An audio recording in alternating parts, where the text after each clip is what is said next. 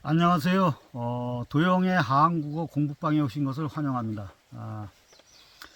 오늘은 에오이즘 12번째 시간이 되겠습니다. 제 12탄, 에오이즘 제 12탄입니다. 오늘도 마찬가지로 자료는 좋은 얘기가 많이 있으니까 참고하시고, 저번 동영상에 이어서 백만송이 장미를 하겠습니다. 오늘 이제 백만송이 장미는 오늘 마지막 시간이 되겠습니다. 오늘은 우리나라 한국어 버전, 라트비아의 버전은 마리냐가 준 소녀의 인생인데, 그거는 독립에 대한 열망을 그렸다 그러잖아요. 그게 이제 러시아 버전으로 갔을 때는 비극적인 사랑을 노래한 거고, 그것이 이제 우리나라 한국어 버전으로 들어왔을 때는 이제 어떤지 오늘 그 말씀을 드리려고 그래요.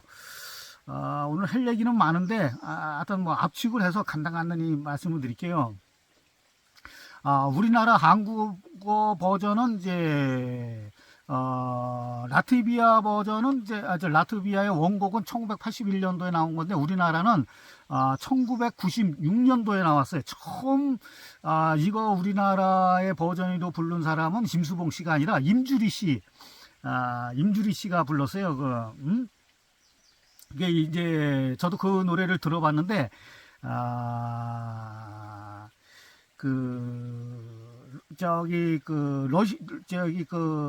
라트비아 원곡이나 러시아 버전하고 약간 틀려요. 약간 틀린데, 임주리 씨가 립스틱 짙게 바르고 부른 그 가수예요.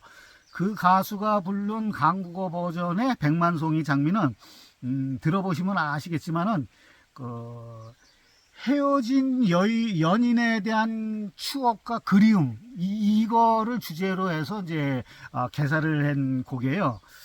한번 들어보시면 그것도 뭐 괜찮아요. 근데 이제 심수봉 씨가 부른 백만송이 장미는 1999 임주리 씨가 부른 그 다음에 1997년도에 나왔는데, 요게 모든 버전을 한 단계 승화시킨 아주 최고의 걸작이라고 저는 생각을 해요. 뭐 심수봉 씨도 그렇게 인터뷰를 했더라고요. 자기가 작업한 곡 중에서 가장 든다 이게. 그게 애착이 가는 그런 곡이라고 해요.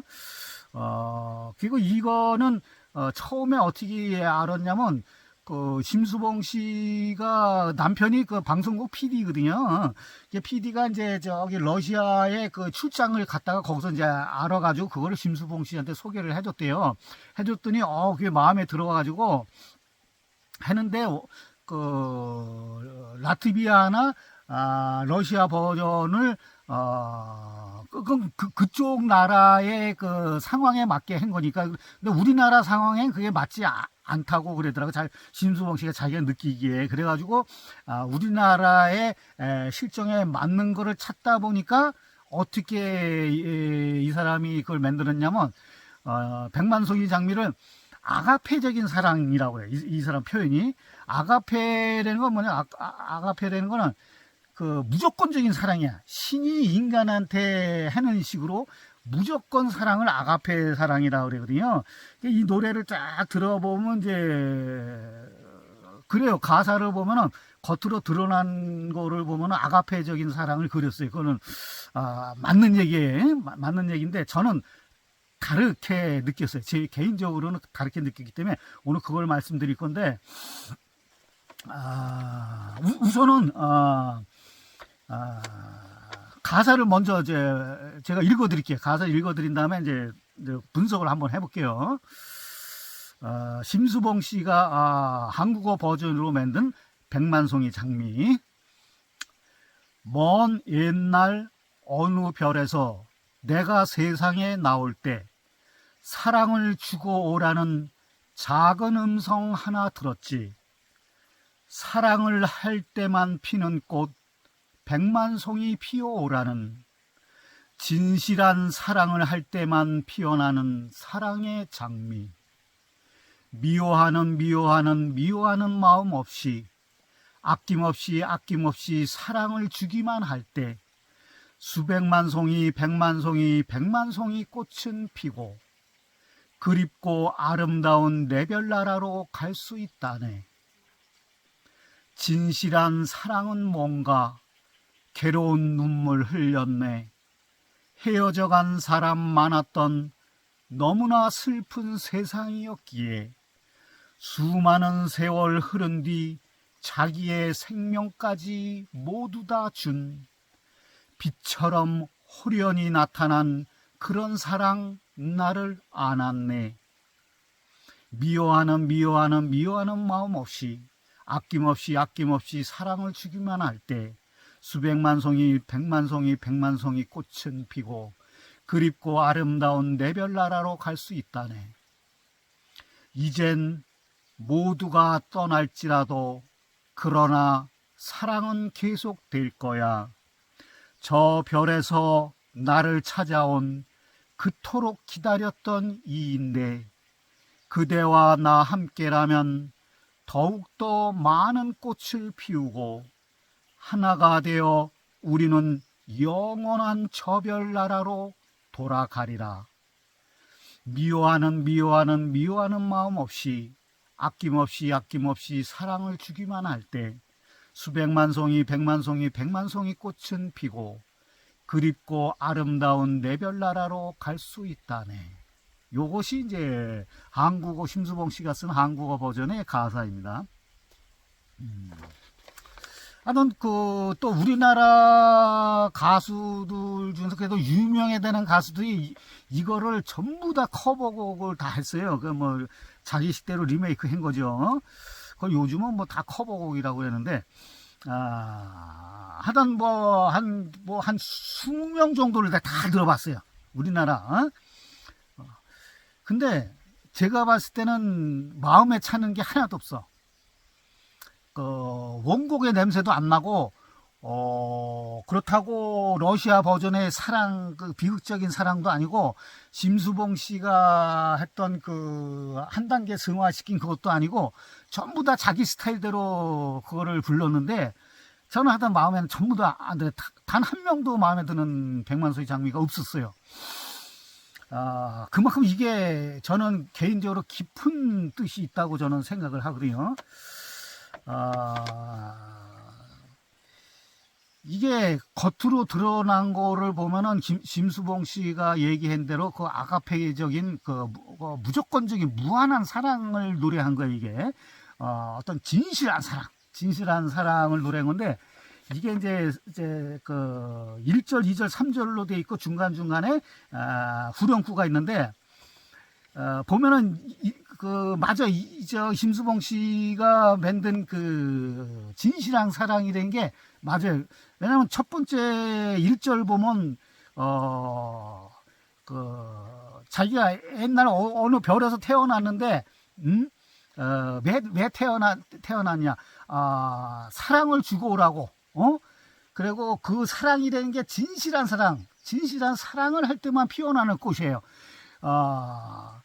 그러니까 어떤 그 별에서 태어나가지고 어떤 과제, 어떤 임무를 부여받은 거야. 이제 첫 번째 1소절은. 그런 다음에 후렴구를 보면 뭐 미워는 아낌없이 뭐 백만송이 꽃은 피고 그립고 아름다운 내 별나라로 갈 수 있다네. 이거는 뭐냐면 그래서 어떤 그런 임무를 내가 달성했을 때, 진실한 사랑을 했을 때 백만송이 꽃은 피라는 임무를 완성했을 때는 내 별나라로 다시 갈 수 있다는 거, 결과론적인 거를 후렴구에 넣은 거야.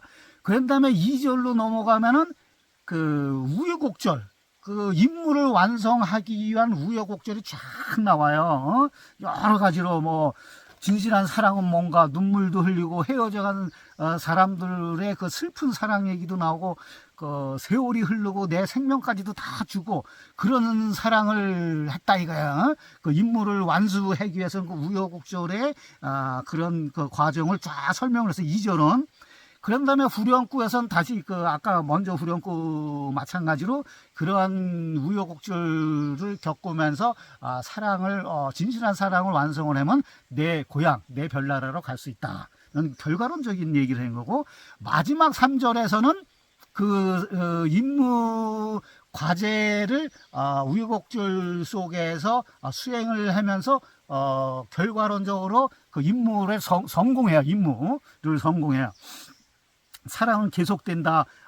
그리고 저별나라에서 나를 찾아온 그런 사람이 있었고 그 사람하고 함께 진실한 사랑을 했더니 꽃은 피고 이제 저별나라로 이제 돌아가리라 하면서 임무 완성을 한 그 행복한 결과가 나타난 것이 3절이에요. 그게 이제 마지막 이제 후렴구가 딱 나와요.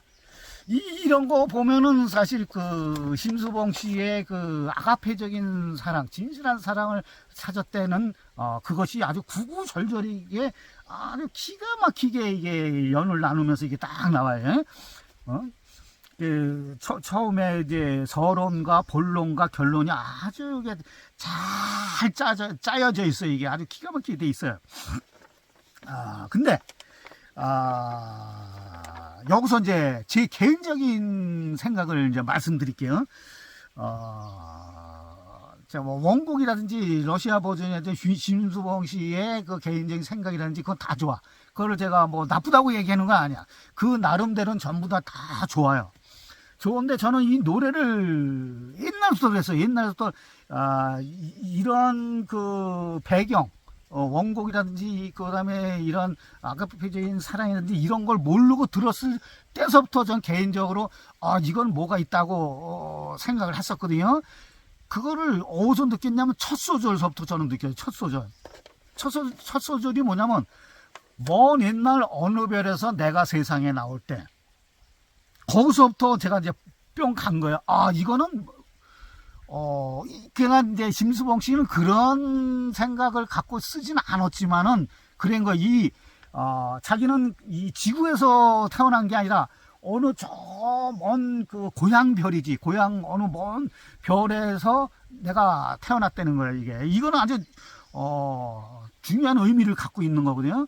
물론 이제 진실한 사랑을 찾기 위한 이제 그런 방편으로서 이제 서론을 이렇게 첫 소절을 이렇게 쓰셨지만은 저는 그걸 다르게 해석을 한 거예요.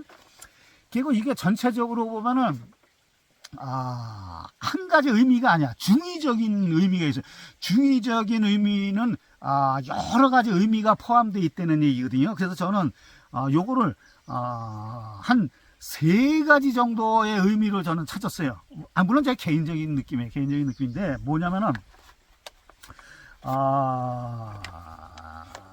저는 어떻게 이제 첫 번째 느낌은 어떤 느낌을 가졌냐면 우리가 대체적으로 그 심수봉 씨의 그 개인사를 대부분 알잖아요. 그 굴곡진 그걸 뭐 제가 말씀을 안 드리겠지만 대부분 다 아시잖아요. 그래서 이 노래를 처음부터 끝까지 쫙 사랑 노래지만 쭉 보면 그 심수봉 씨의 개인의 그 굴곡진 인생을 다 노래하는 것 같아. 저는 그렇게 받아들였어요. 아니 그거를 아주 구구절절히 아주 절규하듯이 그렇게 한 게 아니라 아주 담담하게 이 라트비아 원곡도 그렇게 불렀거든요. 원곡도 쿠쿨레가 그 독립에 대한 열망을 아주 담담하게 불렀듯이 이 심수봉 씨도 자기의 굴곡진 개인사를 아주 담담하게 여기 보면 이제 서론과 본론 결론이 그거 아니에요. 그래서 이제 결과론적으로는 자기의 인생의 그 굴곡진 인생이었는데 지금의 남편을 만나가지고 행복한 삶을 살고 있다. 이거 같아요. 저는 그렇게 느꼈어요. 그래서 어쩌면은 심수봉 씨의 자기의 개인의 인생을 노래한 것이 아닌가. 그것이 진실한 사랑에 비유적으로 해가지고 이런 노래를 맺는 거 아닌가. 저는 그렇게 해석을 해요. 해석보다도 그런 느낌을 받았어요. 첫 번째. 그러니까 이 사람이 자기가 만든 곡 중에서 가장 마음에 든다고 그런 표현도 했거든요. 거기에 숨은 행간을 찾아보면 이 사람이 자기 인생을 노래한 것이라고 저는 이제 그렇게 느낌이 왔어요. 노래를 들을 때마다. 그 다음에 두 번째로 중의적인 제가 느낌을 받은 거 뭐냐면,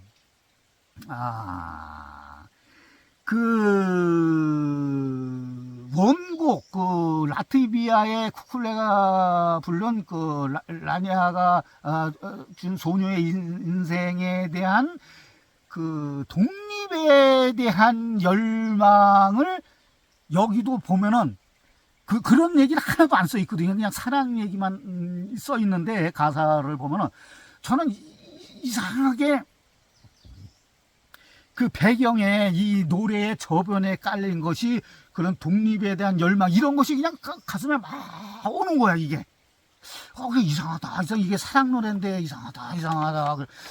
그 가사를 그 원곡의 가사를 아는 상태에서 그랬는지는 모르지만은 그것이 더 저는 독립에 대한 열망으로 일으켰어요. 저는 이 백만송이 장미라는 게 물론 이게 제 개인적인 느낌이에요. 그리고 요것이 이제 다음에 이제 또 뭐를 하나 제가 더 말씀드리려고 그러냐면 오늘 말고 다음에 기회 있으면 김정구 선생이 부른 그 눈물 젖은 두만강 있잖아요. 눈물 젖은 두만강. 그것도 이제 그거 이제 그 곡이 만들어진 그 에피소드가 그것도 아주 기가 막힌 에피소드가 있어요. 그것도 이제 아시는 분은 아시겠지만 그건 이제 나중에 제가 말씀드릴 거예요. 그것도 마찬가지야. 라트비아 원곡의 그 말아가준 그 이제 소녀의 인생하고 똑같아. 그 독립의 열망이 아주 그냥 구구절절히 딱 나와. 그거하고 저기 심수봉 씨가 쓴 이 백만송이 장미하고 그게 일맥상통하게 쫙 흐르더라고. 저는 개인적으로 그런 느낌이 들어가지고 다음에 기회가 되면 눈물 젖은 두만강에 대한 에피소드도 제가 말씀을 드릴 거예요. 그리고 이제 마지막 세 번째로 이 심수봉 씨가 만든 그 백만송이 장미의 느낌은 뭐가 있냐면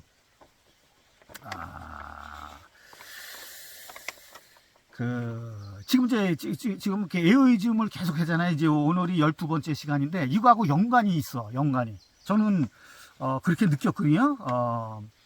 그 에어이즘의 에어가 계속 주장한 게 그거 아니야. 그 근본 자리로 돌아가자. 뭐 최저가 되라, 무념을 해야 된다. 뭐 계속 그러잖아요. 그리고 이 어둠의 명상, 죽음의 명상 그것이 뭐냐면 어둠이라는 게 그 자기의 고향, 자기의 무덤이라 그랬잖아요. 그러니까 나는 어떻게 느꼈냐면 아까도 말씀드렸지만 이 첫 소절서부터 저기 나오는데 그건 조금 이따 말씀드리고 이 근본 자리라는 거 근본 자리라는 게 우리나라의 종교라든지 영성단체라든지 수행자들이 여태까지 계속 주장해 왔던 거예요. 근본 자리. 그게 뭐냐면 이게 절대계. 오늘도 이제 절대계에 대해서 또 이거하고 연관이 돼가지고 말씀드리는데 저번에도 계속 끊임없이 제가 말씀드리는데 절대계는 저는 인정을 안 한다 그랬잖아요. 그거 없다고. 근데 모든 사람들이 그 절대계를 얘기해. 그러면서 보통 세 가지로 대별을 하거든요. 우리가 이 지구에 태어난 거 왜 태어났냐? 왜 태어났냐? 그걸 뭐 종교마다 수행단체마다 영성단체마다 수행자마다 다 다른데 이제 대체적으로 세 가지 왁구로 이렇게 크게 대별을 하면은 세 가지로 이제 나눠져요. 그래서 첫 번째는 뭐냐면 그 신이 창조한 거다. 이 세상은 신이 창조하고 그 신이라는 건 절대계를 얘기하는 거니까 뭐 영성이 됐건 불성이 됐건 알라가 됐건 하나님이 됐건 뭐 제가 계속 말씀드렸잖아요. 그래서 이것도 마찬가지. 심수봉 씨의 이 노래도 대부분 영성단체나 종교계에서는 신의 음성이라고 얘기해. 신의 음성. 여기 두 번째 줄에서 보면 사랑을 주고 오라는 작은 음성 하나 들었지. 이게 작은 음성이라는 게 하늘에서 내려오는 음성이다. 이거 하나님이 말씀해 주신 음성이라고 그렇게 해석을 하더라고. 특히 신부님 백만송이 장미에 대해서 이렇게 말씀해 주신 신부님이 있어요. 이제 유튜브 찾아보면 나와요. 그분 같은 경우는 그리고 또 다른 모든 종교단체에서는 다 그래. 그거를 하나님의 목소리로 얘기하고 이거를 자기네들 종교에 빗대 가지고 하나님이라고 다 그렇게 얘기를 해요. 두 번째는 우리가 태어난 이 지구를 대부분의 사람들, 많은 사람들이 감옥행성이라 그래. 감옥행성. 왜 감옥행성이냐면 우리의 본래의 그 고향 행성이 있어. 고향. 그러니까 여기서 보면 먼 옛날 어느 별에서 내가 세상에 나올 때 이게 이제 고향 어느 별을 상징하는 거거든요.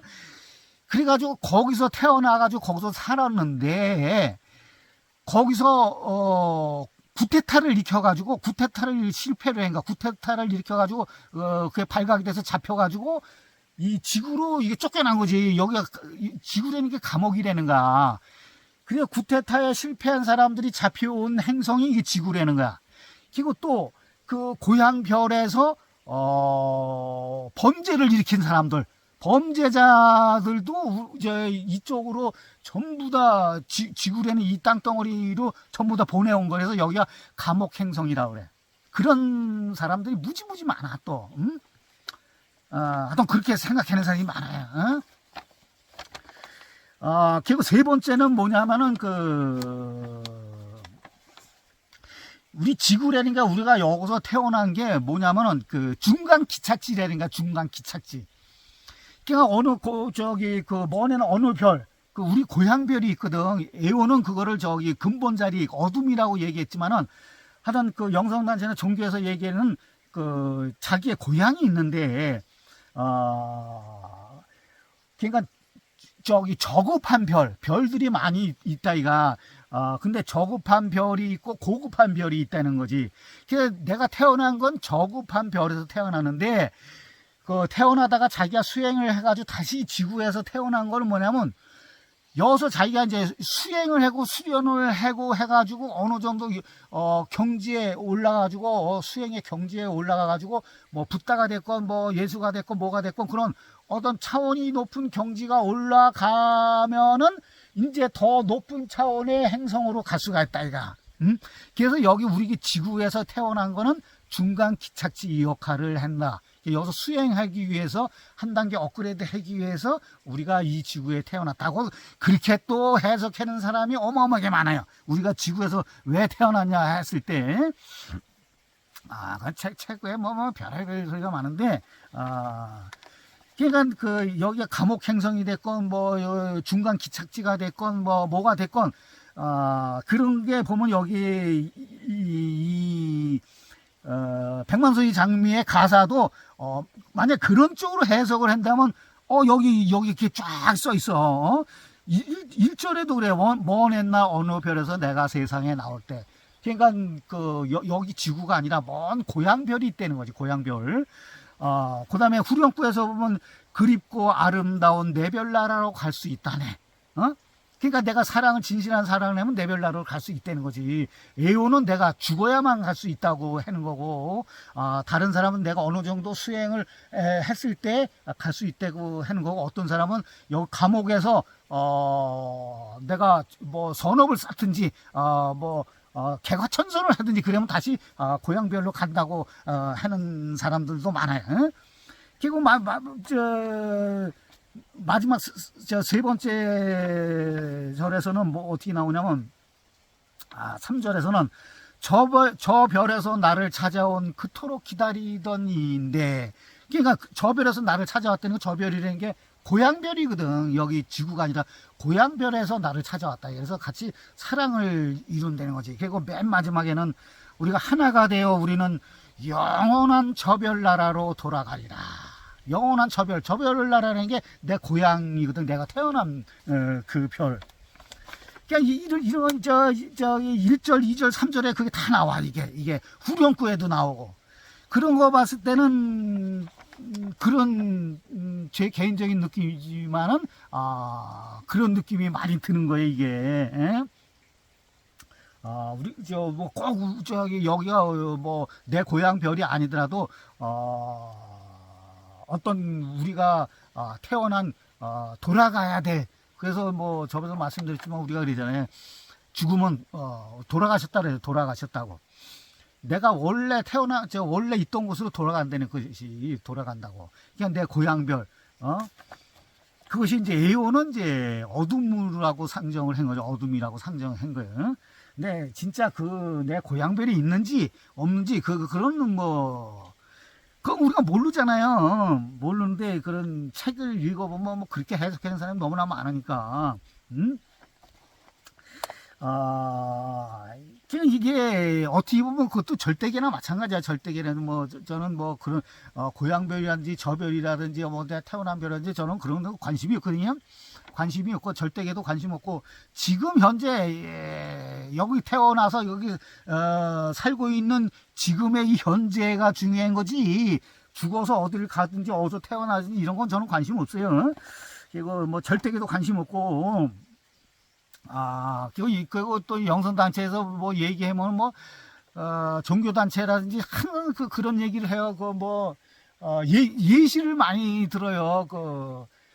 태양은 보통 태양, 이제 옛날에는 태양 숭배에서부터 이게 종교가 내려온 거니까 태양이 이제 절대계인데, 절대계가 구름에 가려 있다 그래서 태양이 없는 건 아니다, 이가. 그래서 그 구름에 가려 있는 거, 그거 뭐 어떤 뭐 불교 같은 것은 그걸 업이라고 그러고 뭐 여러 가지 그 종교마다 다 다르지만 그걸 갈고 닦으라, 이가. 갈고 닦으면은 태양이 보인다, 이가. 그 절대계라는 게, 그것을 이제, 어디선 천국이라고, 어디서 뭐 극락이라 그러고, 뭐 어디면 정토라 그러고, 뭐 어디면 대동색이라 그러고, 각 종교마다 다 다르니까, 응? 근데 여러분, 진짜 잘 생각해 보세요. 네, 이것도 뭐 계속 제가 말씀드리는 건데, 그 모든 종교라든지 모든 영성단체라든지 이런 데서 얘기하는 그 절대계, 자기가 가고 싶은 거, 깨달음의 세계, 열반의 세계, 불성의 세계, 뭐 하나님의 세계, 천국의 세계, 뭐 영성의 세계, 뭐 알라의 세계, 브라만의 모든 게 그래요. 그거는 어떤 물리적인 공간이 아니야. 물리적인, 제가 수도 없이 말씀드렸지, 물리적으로 여기 지구같이 이런 땅덩어리라든지 나무라든지 흙이라든지 돌이라든지 이런 어떤 물리적인 공간이 아니거든요. 그거는 그게 어디 따로 있는 게 아니야. 그거는 사람의 생각 속에서 추론한 세계, 상상의 세계고, 개념의 세계고, 관념의 세계고, 문자의 세계고, 언어의 세계고, 그거는 이 세상에 없는 거예요. 그게 어디 뭐 따로 저기 땅속 어디라든지 어느 하늘 어디다라든지 이런 데가 있는 거 아니에요. 북극에 있든지 남극에 있든지. 그런데 어떤 물리적인 공간에 있는 건 아니에요. 절대로 물리적인 공간에 있는 거 아니에요. 그러니까 그것이 뭐냐면 추상의 세계라는 거예요. 추상의 세계. 그 절대계를 말하는 거거든. 그러니까 절대계를 저는 인정 안 한다는 거지. 추상의 세계는 그냥 자기가 개념적으로 추상적으로 우리가 상상을 하고 추론을 한 것뿐이지 실질적으로 있는 게 아니야. 실체가 없는 거야.